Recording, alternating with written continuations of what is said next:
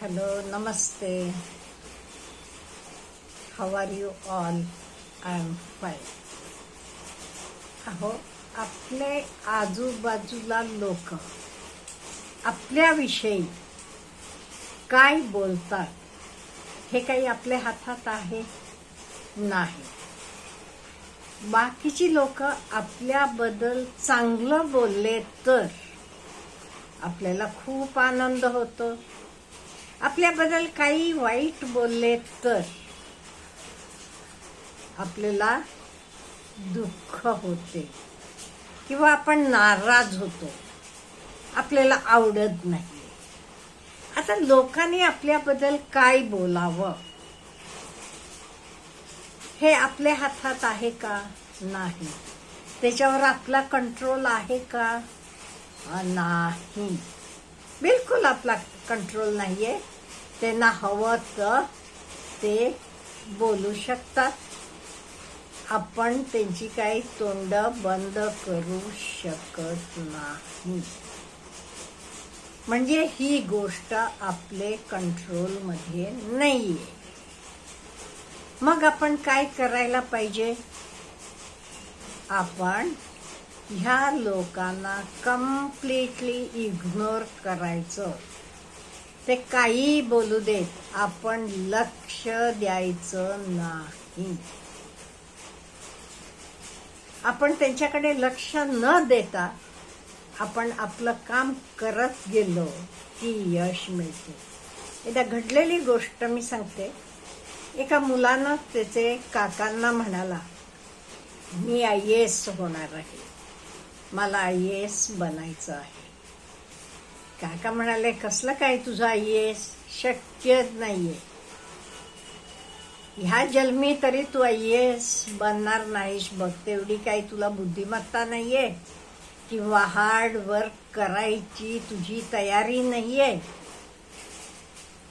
ते मुलानं काय केला, एका कानानं ऐकला, दुसरे कानानं सोडून दिला. आणि तो शिक्षक म्हणून एक ठिकाणी काम करत होता. आई वडील नव्हते त्याला, त्यामुळे काकांचे जवळच असायचा तो. पण त्यानं काय केला, ती नोकरी करता करता तयारी केला IASची, व्यवस्थित तयारी केला. ऑनलाईन भरपूर सगळा हेल्प घेतली आणि त्याचं देशात 5व्या नंबरला तो UPSC परीक्षा पास झाला आणि IAS झाला. म्हणजे मला काय म्हणायचं आहे, तुमच्या जवळचे असू देत, आजूबाजूचे असतील, कोणी काही म्हणू देत, तुम्ही त्याच्याकडे लक्ष देऊ नका. तुमचे मनात जी गोष्ट तुम्हाला करायची आहे त्याच्याकडे फुल्ली कॉन्सन्ट्रेशन करा. आता कित्येक वेळा लोक तुम्हाला डिस्करेज करतात, तुमच्याबद्दल नेगेटिव्ह बोलतात. हे कशासाठी असू शकते? पहिली गोष्ट म्हणजे त्यांना तुमच्याबद्दल काही माहीत नसणार, तुमचे प्लस पॉइंट्स माहीत नसणार, काही नसणार. आणि किंवा ते तुमच्याबद्दल जेलस असू शकतील. Because of jealousy they might be talking like that. किंवा त्यांचा तो स्वभावच असेल प्रत्येकाला खाली खेचणं, प्रत्येकाबद्दल नेगेटिव्ह बोलणं, हा त्यांचा स्वभाव असू शकतो. ह्याच्यामुळे ते तुम्हाला डिस्करेज करत असतात. आता तुम्ही बघितले का, वाचलेलं असेल तुम्ही, जॉन कीट्स, खूप महान British poet. My love is like a red red rose वगैरे कविता आहेत का नाही, त्या सगळ्या त्याच्या कविता आहेत. तो जिवंत असताना का नाही कोणी त्याच्याकडे लक्ष दिलं नाही किंवा त्याच्याबद्दल चांगलं बोललं सुद्धा नाही. तो एक कवी आहे म्हणून त्याला मान सन्मान पण दिला नाही.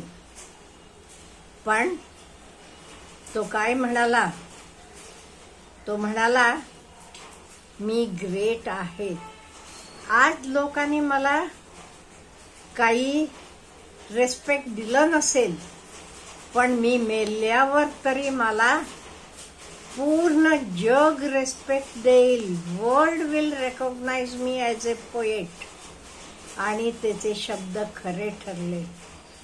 जॉन कीट्स आज त्याचे मरणानंतर सुद्धा किती वर्षानं सुद्धा शाळा कॉलेजमध्ये जगभरात त्याच्या कविता शिकवल्या जातात. ते हे सगळेत ना आपल्याला काय शिकायचं आहे. दुसरे काय म्हणतात ह्याच्याकडे बिलकुल महत्त्व देऊ नका. फक्त लक्षात ठेवा, I can do it, I am having the energy. आणि जे काही म्हणतात ते काही म्हणत बसू दे.